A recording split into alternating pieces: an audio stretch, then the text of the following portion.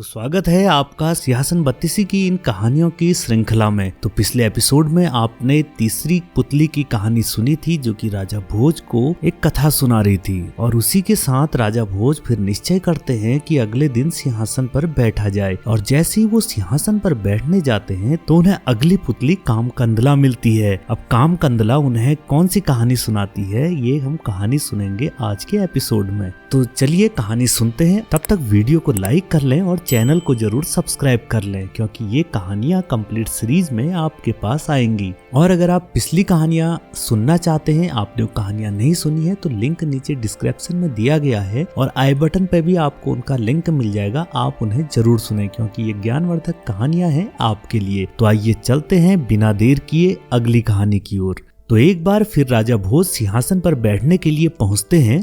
इस बार उन्हें चौथी पुतली रोक कर राजा विक्रमादित्य की दानवीरता और त्याग की कहानी सुनाने लगती है। एक बार की बात है, राजा विक्रमादित्य के दरबार में मिलने के लिए कुछ लोग पहुंचे।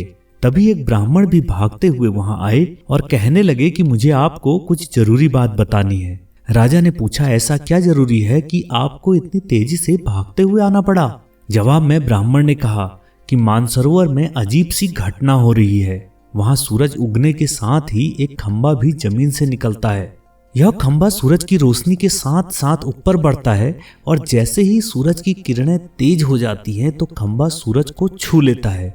जब धीरे धीरे सूरज की रोशनी कम होती है तो खंबा छोटा हो जाता है। फिर सूरज के ढलते ढलते ही खंबा भी गायब हो जाता है। इन बातों को सुनने के बाद राजा विक्रमादित्य हैरान रह गए। उनके मन में एक सवाल आया कि आखिर ऐसी कौन सी चीज है जो सूरज को छू रही है। तभी ब्राह्मण ने बताया कि वह खंबा भगवान इंद्र का रूप है। सूर्य को घमंड है कि उनके तेज को कोई सहन नहीं कर सकता, लेकिन इंद्रदेव ने उनसे दावा किया है कि धरती का एक राजा उनका तेज सहन कर सकता है। अब यह सब सुनकर राजा विक्रमादित्य सारी बात समझ गए। तभी ब्राह्मण ने बताया कि देवराज इंद्र ने ही उन्हें राजमहल भेजा है। महाराज ने ब्राह्मण को ढेर सारी मुद्रा देकर महल से विदा किया। उनके जाते ही विक्रमादित्य ने अपने बेताल को बुलाकर मानसरोवर पहुंचाने को कहा।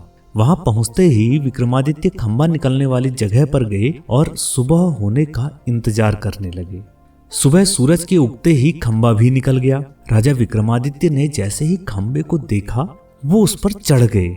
धीरे धीरे सूरज की रोशनी बढ़ने लगी और खंबा भी ऊपर बढ़ता गया। उस खंबे के साथ साथ राजा विक्रमादित्य भी सूरज के करीब पहुंच गए। दोपहर होते होते खंबा सूरज के एकदम नजदीक पहुंच गया, लेकिन तब तक राजा पूरी तरह से जल कर राख हो गए। जब सूर्य देवता ने खंबे पर जला हुआ मानव शरीर देखा तो वह समझ गए कि यह राजा विक्रमादित्य ही हैं। उन्होंने भगवान इंद्र के दावे को बिल्कुल सही पाया और तुरंत अमृत की कुछ बूंदें राजा के मुंह में डालकर उन्हें जिंदा कर दिया। सूर्य देवता ने राजा की हिम्मत से खुश होकर उन्हें ऐसे सोने के कुंडल दिए जो व्यक्ति की हर इच्छा को पूरा करते थे। फिर सूरज की रोशनी कम होने लगी और खंबा भी नीचे आ गया। नीचे आते ही राजा विक्रमादित्य ने बेताल को बुलाया और महल वापस चले गए। उसी दौरान उन्हें एक ब्राह्मण मिला जिसने राजा से कुछ दान करने को कहा।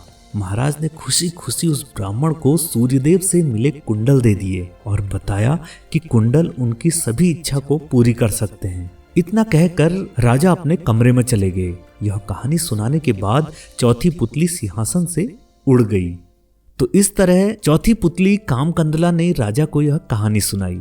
तो इसी तरह राजा भोज जैसे ही सिंहासन पर बैठने का प्रयास करते तो कोई पुतली आकर उन्हें रोक लेती और उन्हें विक्रमादित्य की महानता के गुणगान की कुछ कहानियां सुना देती। तो अब देखते हैं कि अगले दिन जैसे ही राजा सिंहासन पर चढ़ने का प्रयास करते हैं तो अगली पुतली उन्हें क्या कहानी सुनाती है। तो पुतली जो कहानी राजा को सुनाएगी वही कहानी सुनाएंगे हम आपको।